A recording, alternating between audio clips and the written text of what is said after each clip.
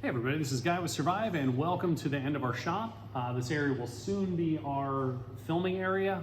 With the space we have back here, we should be able to start doing some T&E and different things like that. But today I just wanted to talk about something that's very, very exciting. This won't mean a lot to some of you out there, but if you know that this is a big deal, especially for us as a small business. We have a small team where we're doing a lot of different things all the time, and this aspect of production is one of those things that will drive a person to alcoholism or quitting.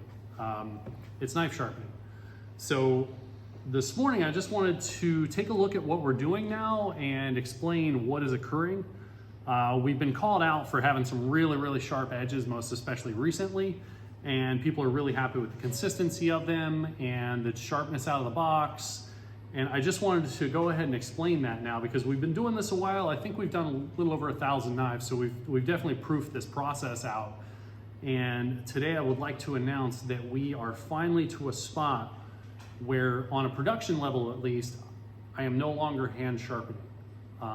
We have developed a water-cooled sharpening process that produces a much sharper result than I can consistently do and a much more consistent result than what I can do all day. As an added bonus, this is something that we can train others to do. And like I said, I know a lot of you out there are always worried about the heat in your edges, and we've shown time and time again that we go very, very slow and methodic with our sharpening.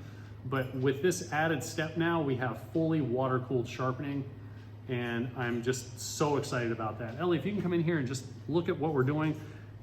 This is some of the coolant. This is a water-based coolant, so it'll wash away as soon as we go over to assembly. But some of you have noticed that we are assembling sharpened knives, and this is why. So with this step here, the knives are pretty safe to handle because we still have this wire. So the only thing I'm doing by hand anymore is burr management after sharpening.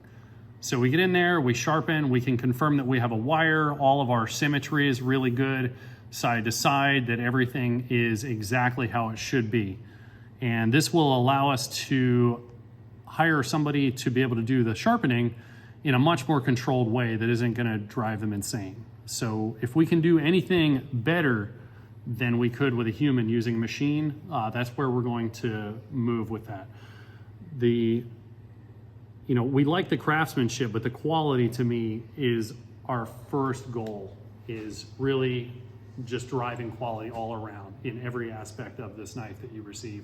So if we can get a machine to do it water cooled and do it 1,000 times the same way to the very, very high standard, where all I'm doing is edge management here. So we're going to take the burr off with the leather wheel that we've always used, well, some variant of that.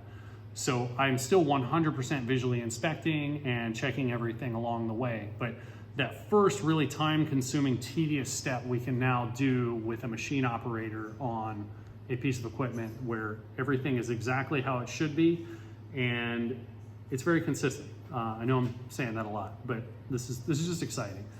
So why haven't we always done this?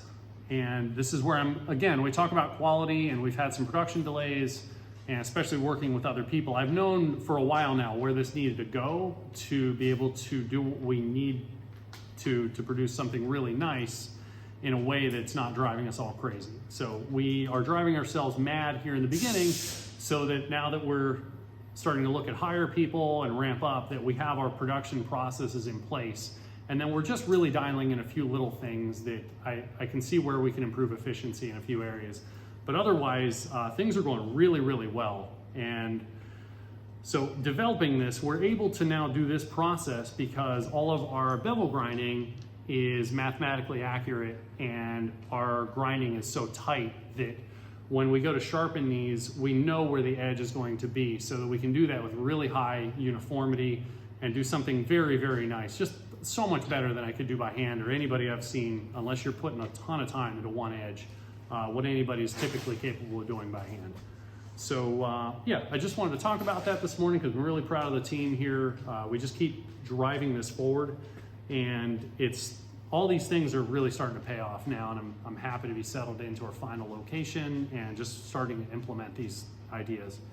So if you look here on our GSO 5.1, is terrifyingly sharp, and we just have excellent uniformity here, both within your edge and then from side to side. Everything is visually matched. I'm just so pleased.